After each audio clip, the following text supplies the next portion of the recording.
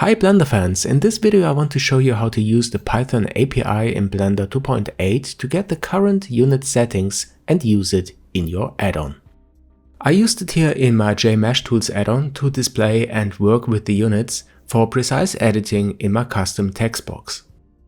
First I draw a primitive onto the mesh, then I click this red icon to display the text box, and in this label the current unit settings can be seen. And when I change these, let's say to meters, I keep the unit system to metric and the length I set to meters.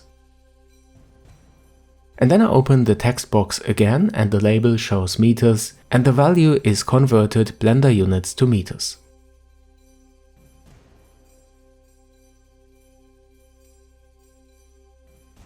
You see, I can change this in meters. Then for instance extrude this and apply a precise Boolean operation. Okay, so let's have a look at the Python code. I added a new module, a very simple one with 3 functions. And in the first one, get current units, I get the current unit settings from the scene.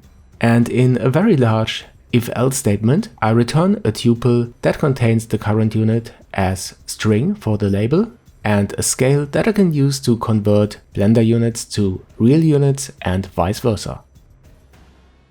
Yeah, and these are the very simple functions in which I divide or multiply these values. Here in my modal operator I get the current units and then I give them as parameter to an open input method of my shape, which is a class for my primitive. Okay, let's first go to the circle shape, which is derived from the shape class, and I override the open input method there. First I convert the radius to real units and assign it to the text of the text box. This text box is created in the open input method of the base class. And here I assign the first entry of the unit info tuple as a label to the text box.